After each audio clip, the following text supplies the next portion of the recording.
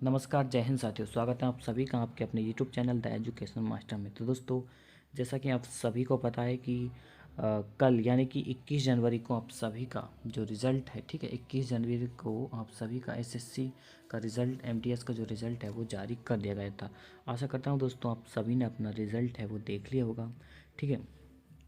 तो यहाँ पर दोस्तों अब इस वीडियो में हम आपको बताने वाले हैं कि आपकी जो कट ऑफ है वो क्या रही थी। उससे पहले दोस्तों मैं आपको एक बात है क्लियर कर देना चाहता हूँ कि जो आपका रिज़ल्ट आया था, ठीक है, यानी कि एसएससी एमटीएस का जो आपका रिज़ल्ट जारी किया गया था वो दोस्तों आपका एमटीएस का फाइनल रिजल्ट, उसमें एमटीएस का रिज़ल्ट है वो इंक्लूड नहीं था, ठीक है।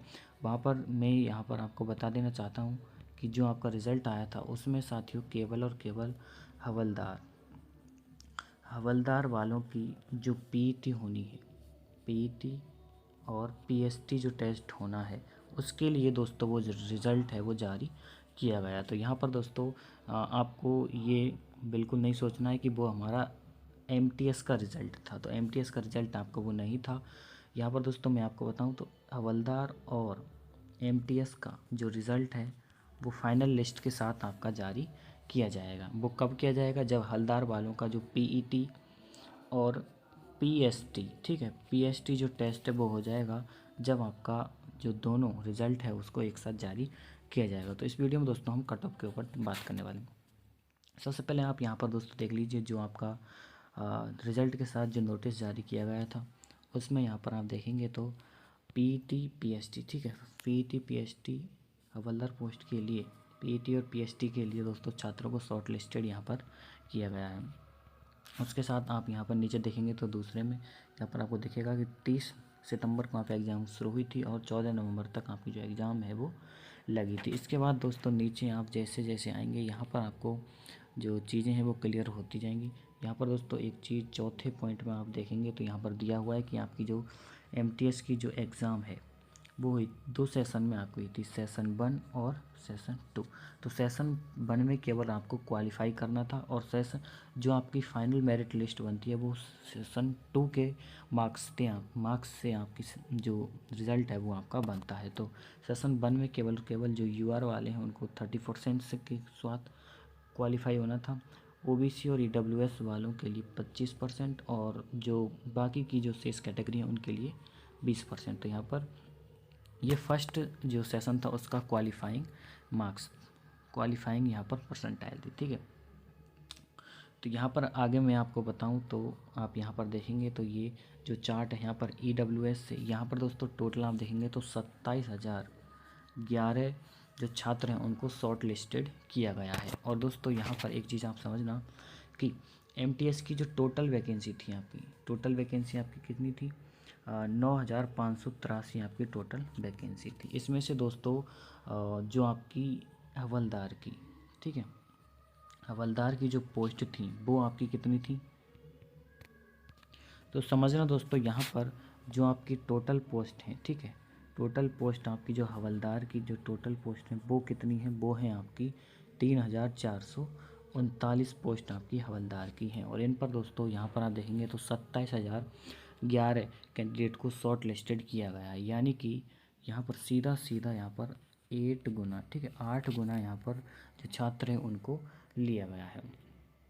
तो यहाँ पर दोस्तों ये रूल भी है कि फिजिकल के लिए, ठीक है, पीईटी और पीएसटी टेस्ट के लिए यानी कि फ़िजिकल के लिए लगभग 8 गुना छात्रों को शॉर्ट लिस्टेड किया जाए। तो यहाँ पर ये बिल्कुल सही है। तो यहाँ पर दोस्तों आप देख भी सकते हैं ईडब्ल्यूएस के कितने हैं, एससी के कितने हैं, एसटी के कितने हैं, ईएसएम के कितने हैं। तो प्रत्येक कैटेगरी का यहाँ पर डिवाइडेशन है वो दिया गया है। इसके बाद दोस्तों यहाँ पर आप देखेंगे तो यहाँ पर 8वां जो लाइन है उसमें यहाँ पर दिया हुआ है कि 35 कैंडिडेट को यहाँ पर हेल्ड कर लिया गया है। हेल्ड का मतलब ये है दोस्तों कि इन पर शक है कि ये यहाँ पर नकल इन्होंने की है, ठीक है, यहाँ पर शक है। अब यहाँ पर ये ज़रूर नहीं है कि प्रत्येक ने नकल की हो, लेकिन यहाँ पर दोस्तों क्या है, यहाँ पर डाउट है कि इन्होंने यहाँ पर नकल की है। तो इनकी जो प्रक्रिया है वो धीरे धीरे चलती रहती है, ठीक है। इसके बाद जो नवा यहाँ पर जो छवा है उसमें ये है कि ऐसी परिस्थिति जिसमें जो छात्रों के मार्क्स हैं वो इक्वल हो। यहाँ पर देख सकते हैं कैंडिडेट स्कोर इक्वल एग्रीगेट, ठीक है। तो यहाँ पर जो इक्वल मार्क्स होते हैं उसके बाद यहाँ पर क्या होता है, तो उस स्थिति में दोस्तों यहाँ पर जनरल अवेयरनेस ऑफ सेशन 2 उसके मार्क्स यहाँ पर देखे जाते हैं। और यदि उसमें भी सेम है तो दोस्तों जो सेशन 1 है उसके मार्क्स देखे जाते हैं। यदि उसमें भी सेम है, इसके बाद दोस्तों आपकी डेट ऑफ बर्थ देखी जाती है। यदि ये आपकी डेट ऑफ बर्थ भी सेम आती है तो उसके बाद दोस्तों आपको अल्फ़ाबेटिकल ऑर्डर से आपको पोस्टिंग है वो जो आपको चुना जाता है। ठीक है, तो ये आपका रहता है। उसके बाद दोस्तों आप अपनी जो कट ऑफ है वो यहाँ पर देख सकते हैं।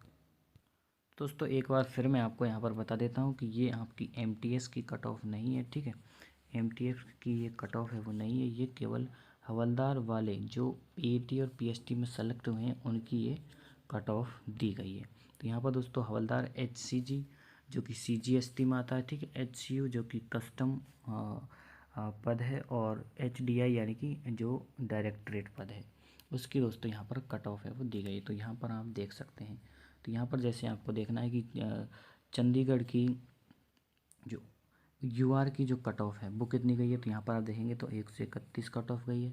उसके बाद दोस्तों यदि चंडीगढ़ में ओबीसी की कट ऑफ देखें तो 124। इसी तरीके से आप प्रत्येक जो कैटेगरी है उसकी कट ऑफ वो देख सकते हैं। इसी तरीके से दिल्ली में यदि आप यूआर की देखें तो 141 और ओबीसी की देखें तो 137। तो यहाँ पर इस तरीके से आपकी जो कट ऑफ है वो दी गई है। तो यहाँ पर दोस्तों जैसे जयपुर की आप यूआर की देखेंगे, जयपुर में यूआर की दोस्तों 128 गई है और ओबीसी की 124 गई है। तो इस तरीके से जो आपकी कट ऑफ है वो यहाँ पर रही है। तो आप इसकी जो स्क्रीनशॉट है वो भी ले सकते हैं, या फिर दोस्तों इसकी जो पीडीएफ है वो आपको टेलीग्राम ग्रुप पर मिल जाएगी। ठीक है, टेलीग्राम ग्रुप पर आपको इसकी पीडीएफ मिल जाएगी, उसको आप ज्वाइन कर लीजिए। नीचे लिंक डिस्क्रिप्शन बॉक्स में दिया हुआ है। तो और इसके बाद दोस्तों यहाँ पर आप यदि आप देखें कि कोलकाता में यूआर की जो कट ऑफ है वो आपकी 118 रही है, काफ़ी कम कट ऑफ रही है दोस्तों यहाँ पर।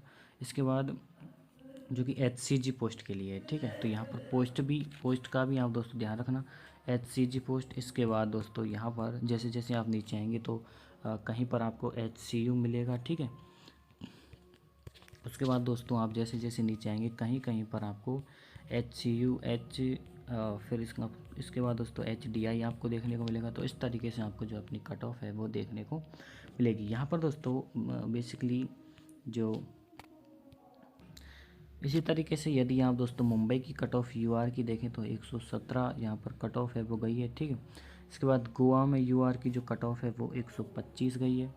इसी तरीके से आप दोस्तों प्रत्येक स्टेट की जो कट ऑफ है वो यहाँ से आप देख सकते हैं। ठीक है, यहाँ पर दोस्तों गोवा की कट ऑफ यदि मैं आपको यूआर की बताऊँ तो 121 गई है, और ओबीसी की जो कट ऑफ है वो 119 गई है। ठीक है, इसी तरीके से आप यहाँ पर देखेंगे तो मुंबई कस्टम में दोस्तों आपकी जो कट ऑफ है यूआर की 120 और ओबीसी की दोस्तों यहाँ पर 118।